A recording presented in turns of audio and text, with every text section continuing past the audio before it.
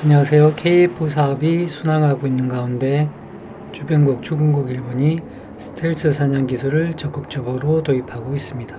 한국의 4.5세대기 KF-X 요격의 개발에 힘쓰고 있습니다. 이에 우리가 전투기 사업을 어떻게 이끌어가야 하는지에 대해 알아보겠습니다. 구독과 좋아요는 영상 제작에 많은 도움이 됩니다. 일본은 한국 F-35A 요격 기술 개발 중입니다. 일본은 현재 자국의 F-15J에 유럽과 미국이 개발 중인 4.5세대기 전투기를 활용한 스텔스기 사냥 기술을 적극적으로 도입하고 있습니다. 주변국인 중국과 한국에 스텔스기가 배치되는 상황에서 최적의 선택인 F-22A 전투기 도입 사업에 실패하였고, 자국산 F-3 전투기가 개발 및 배치되는데 최소 10년 이상이 필요하기 때문입니다. 일본의 선택은 1차로 스텔스기가 탐지에 아주 유리한 UHF 밴드를 사용한 AN/APY-9 레이더를 갖춘 E-2D 조기 경보기를 통한 스텔스기 조기 경보 체제의 확립입니다. 일본은 2018년에 E-2D 4대를 도입한 데 이어 지난해 2019년 9월에 E-2D 9대를 추가 구입한 데 13억 6,227달러 1조 8천억 원을 도입 사업에 발표했습니다. 한국 공군은 충분한 예산과 시간을 투입해 F-15K 대규모 개량하려고 했지만 미국의 갑작스러운 링크 16 성능 개량 요구에 따라서 할 수 없이 2025년까지 급히 개량하기로 결정할 수밖에 없었습니다.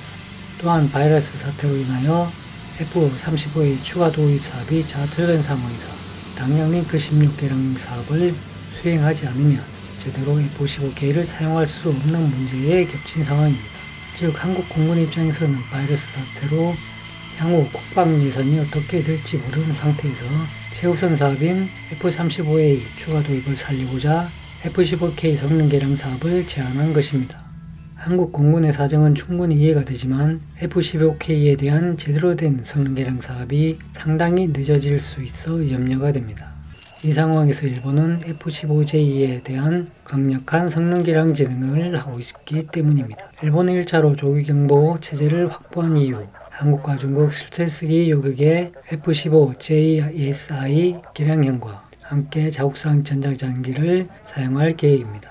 이를 위해 2019년에 C2 수송기에 전자공격 EA 장비를 탑재한 형태로 2027년까지 독자적인 원격 지원 전자장비를 배치한다는 사업을 발표하였습니다.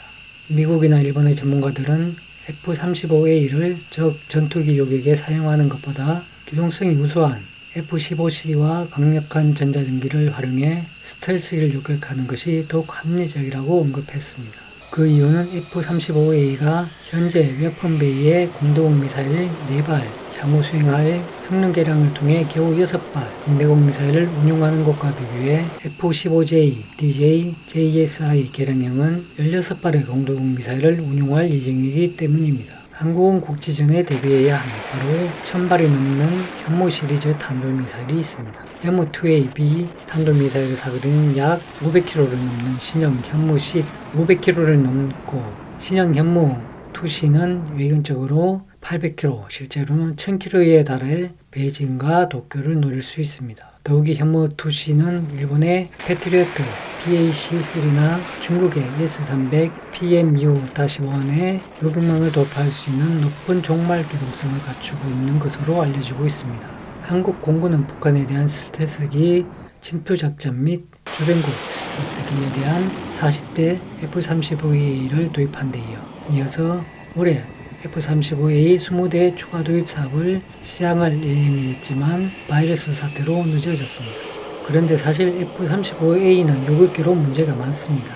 F-35A의 가속력과 기동성은 F-16 수준에 비견되므로 사실 요격기로는 그다지 적합하지 않은 것입니다. KF-X 전투기가 제대로만 개발된다면 F-35는 물론이요 F-15K보다 추력대 중량비가 우수하므로 요격기로 아주 적합합니다. 다만 KF-X의 실제적인 전력화는 2030년 즈음이나 가능하므로 2020년대의 스텔스기 요격은 아무래도 F-15K가 주도할 필요성이 있는 것입니다. F-15K의 개량이 반드시 필요합니다. 결국 한국 공군의 입장에서 일본처럼 강력한 쌍발 엔진을 갖춘 F-15K의 A사와 보다 발전된 IRST를 탑재할 필요가 있습니다. 한국공군은 원래 계획은 2020년 올해에 F-35A 20대 추가 도입 사업을 마무리한 이후 2021년부터 F-15K 개량 사업을 본격화할 예정이었습니다.